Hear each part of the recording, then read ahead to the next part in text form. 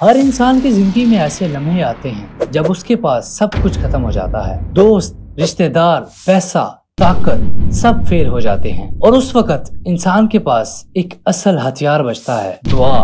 دعا صرف الفاظ نہیں، یہ وہ طاقت ہے جو آسمان تک اٹھتی ہے اور تقدیر بدل دیتی ہے۔ آج میں آپ کو ایسی 7 دعاؤں کے بارے میں بتاؤں گا جس نے صرف نبی اور رسولوں کی زندگی نہیں بدلی بلکہ پوری انسانیت کا رخ بدل دیا، اور شاید انہی میں سے کوئی دعا آپ کی زندگی بھی بدل دے۔ آدم علیہ السلام کی دعا، ربنا ظلمنا انفسنا وان لم تغفر لنا وترحمنا لنکونن من الخاسرین۔ جب آدم علیہ السلام اور حوا علیہ السلام سے غلطی ہوئی اور وہ جنت سے نکال دیے گئے، اس وقت سب سے پہلا سلسلہ دعا کا ہی تھا۔ یہ دعا انسانیت کی سب سے پہلی دعا ہے جو قرآن میں ذکر ہوئی۔ آدم علیہ السلام نے سکھا دیا کہ غلطی سب سے ہوتی ہے، لیکن اصلی شان معافی مانگنے میں ہے، اور اس دعا سے ہمیں یہ سبق ملتا ہے کہ ہماری زندگی میں بھی غلطیاں ہوتی ہیں، لیکن یہ دعا یہ ثابت کرتی ہے کہ اگر بندہ دل سے معافی مانگے، اللہ اسے اس کی زندگی میں ضرور معاف کرتا ہے۔ دوسری دعا ہے حضرت یونس علیہ السلام کی، لا الہ الا انت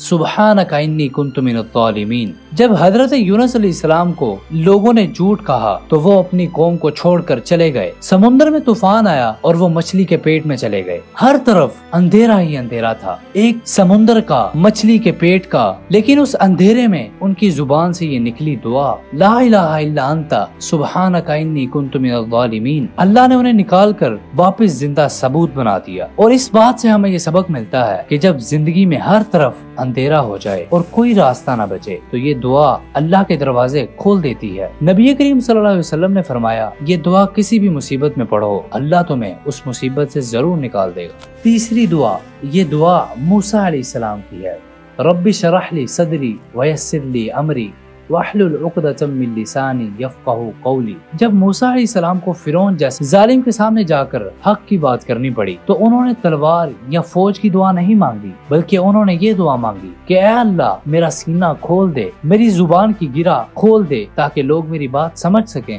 اللہ نے ان کی اس دعا کو قبول کیا اور ان کی بات میں وہ اثر دے دیا کہ فرعون کا جادو بھی فیل ہو گیا۔ اور اس دعا سے ہمیں یہ سبق ملتا ہے کہ زندگی کے ہر امتحان میں یا مشکل مقابلے سے پہلے یہ دعا ضرور پڑھنی چاہیے، یہ آپ کو کانفیڈنس اور اللہ کی مدد دونوں دیتی ہے۔ چوتھی دعا، ابراہیم علیہ السلام کی دعا، رب ہب لی من الصالحین۔ ابراہیم علیہ السلام کو اللہ نے آزمائشوں سے گزارا، آگ میں ڈالا، گھر سے نکالا، بیٹا قربانی دینے کا حکم دیا، لیکن ان کی دعا تھی ایک نیک نسل کی۔ اللہ نے ان کو اسماعیل علیہ السلام اور اسحاق علیہ السلام دیے، دونوں نبی بنے اور انہی کی نسل سے نبی کریم صلی اللہ علیہ وسلم آئے۔ اس چھوٹی سی دعا نے اللہ نے انہیں پوری قیامت تک چلنے والی ایک نیک نسل دے دی۔ اب اس دعا سے ہمیں یہ سبق ملتا ہے، ہر ماں باپ کی سب سے بڑی ذمہ داری نیک اولاد کی دعا کرنا ہے۔ پیسہ اور مال ختم ہو جاتا ہے لیکن نیک نسل ہمیشہ کے لیے صدقہ جاریہ بن جاتی ہے۔ پانچویں دعا، زکریا علیہ السلام کی دعا، رب لا تذرنی فردا وانت خیر الوارثین۔ حضرت زکریا علیہ السلام بہت بزرگ ہو گئے تھے، بیوی بھی بوڑھی ہو چکی تھی، دنیا کے حساب سے ان کے لیے اولاد ناممکن تھی، لیکن انہوں نے دعا کی، یا اللہ مجھے اکیلے مت چھوڑنا، تو اللہ نے انہیں عیسیٰ علیہ السلام جیسا نبی دیا جو ایک عظیم شخصیت بنے۔ اب اس دعا سے ہمیں یہ سبق ملتا ہے کہ آپ کبھی سوچئے آپ کے سپنے دیر سے پورے ہو رہے ہیں، یاد رکھیے اللہ کے لیے دیر یا مشکل کا مطلب ہی نہیں ہوتا۔ چھٹی دعا، نبی کریم صلی اللہ علیہ وسلم کی دعا، اللہم انی اشکو الیک ضعف قوتی وقلت حیلتی وہوانی علی الناس یا ارحم الراحمین۔ جب نبی کریم صلی اللہ علیہ وسلم طائف گئے اور لوگوں نے پتھر مار کر خون بہا دیا تو آپ صلی اللہ علیہ وسلم نے بد دعا نہیں دی، اس وقت آپ کی دعا یہ تھی، یا اللہ میں اپنی کمزوری اور لوگوں کی نفرت کی شکایت صرف تجھے کرتا ہوں۔ اللہ نے اس دعا کے بعد جبرائیل علیہ السلام کو بھیجا اور فرشتوں نے پوچھا کہ اگر آپ چاہیں تو ان لوگوں کو تباہ کر دیں، لیکن نبی کریم صلی اللہ علیہ وسلم نے کہا نہیں، شاید ان کی اولاد ایمان لے آئے، اور واقعی بعد میں ان کے خاندانوں میں سے اسلام پھیلا۔ اور اس دعا سے ہمیں یہ سبق ملتا ہے، جب زندگی میں ظلم اور تکلیف ہو، غصہ کرنے کے بجائے اللہ کے حوالے کر دینا سب سے بڑا امتحان ہے۔ ساتویں اور آخری دعا، استخارے کی دعا، اللہم انی استخیرک बिइल्मिका व अस्तक़दिरुका बिकुदरतिका। नबी करीम सल्लल्लाहु अलैहि वसल्लम ने इस्तिखारा सिखाया कि जब भी मुसलमान किसी डिसीजन में परेशान हो तो वो इस्तिखारा करे। इस्तिखारे का मतलब सिर्फ सपना देखना नहीं, बल्कि अपना दिल अल्लाह के फैसले के हवाले कर देना है। जब बंदा सच्चे दिल से अल्लाह से मशवरा लेता है तो वो कभी गलत रास्ता नहीं चुनता। इस दुआ से हमारे लिए ये सबक है, हर मुसलमान के दिन का हिस्सा ये दुआ होना चाहिए। छोटी से छोटी चीज हो या बड़ी से बड़ी, अल्लाह से मशवरा लेना सबसे बड़ी अक्लमंदी है। 8वीं दुआ, रब्बना ला तुज़िग़ क़ुलूबना बअद इज़ हदैतना व हब लना मिन लदुनका रहमतन इन्नका अंतल वह्हाब। ये दुआ दिल को सीधे रास्ते पर मजबूती देती है, इंसान को गुमराही और शक से बचाती है। हर दौर में रूहानी सुकून की जरूरत इसी दुआ से पूरी होती है। ये दुआ इंसान को याद दिलाती है कि हिदायत मिलने के बाद भी इंसान को अपने दिल की हिफाजत करनी होती है। हर रोज का इम्तिहान यही है कि दिल सीधे रास्ते पर कायम रहे। जब दिल मजबूत हो तो अमल भी मजबूत होते हैं, और जब अमल मजबूत हो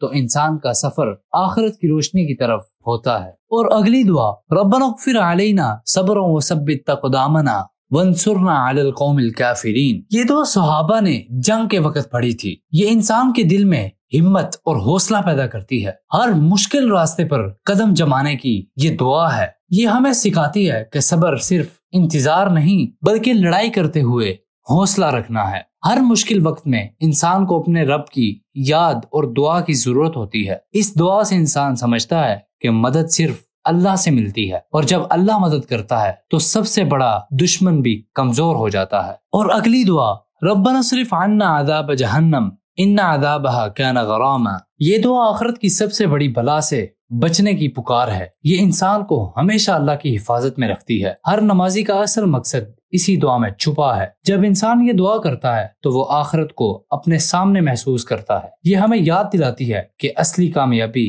दुनिया की नहीं, आखिरत की है। हर इबादत का असल मकसद अल्लाह की नाराजगी से बचना है, और जब इंसान इस दुआ को अपनाए तो उसके अमल भी बेहतरीन बन जाते हैं। और अगली दुआ, रब्बना इग़फिर ली व लिवालिदैया व लिलमुमिनीना यौम यक़ूमुल हिसाब। ये दुआ अपने लिए और सब मुसलमानों के लिए माफी का वसीला है। एक उम्मती की असली शनाख्त दूसरों के लिए दुआ करना है। इसमें अखुव्वत और मोहब्बत का पैगाम है। जब बंदा दूसरों के लिए माफी मांगता है तो उसका दिल साफ हो जाता है। ये दुआ इंसान को नफरत और बुग़्ज़ से पाक कर देती है, और जब उम्मत एक दूसरे के लिए दुआ करे तो कुव्वत बढ़ जाती है। और अगली दुआ, अल्लाहुम्मा जअल फी क़ल्बी नूरा व फी लिसानी नूरा व फी समई नूरा व फी बसरी नूरा। ये दुआ रूहानी नूर मांगने की दुआ है। ये दुआ हर अमल और सोच में रोशनी भर देती है। ये दिल और जिंदगी दोनों को रोशन करती है। जब इंसान के दिल में नूर हो तो वह सिर्फ खैर का रास्ता देखता है। ये दुआ हमें बताती है कि रोशनी सिर्फ दुनिया की नहीं, रूह की भी होती है। नूर इंसान के चेहरे, जुबान और रवैये में नजर आता है, और ये दुआ नूर का असल जरिया सिर्फ अल्लाह की रहमत है। ये 7 दुआएं सिर्फ कल के अंबिया की कहानियां नहीं हैं, बल्कि आज की रोशनी भी हैं। हर दुआ में एक पैगाम छुपा है, गलती का इलाज, अंधेरों से निकलने का रास्ता, जिंदगी के फैसलों में मदद और उम्मीद का पैगाम। शायद आप भी अपनी जिंदगी के किसी अंधेरे रास्ते में हैं, लेकिन याद रखिए, एक सच्ची दुआ रात को रोशन कर देती है। आज से इन दुआओं को अपनी रूटीन नहीं, अपनी ताकत बनाइए। क्या पता आपकी एक दुआ भी दुनिया बदल दे। सब्सक्राइब।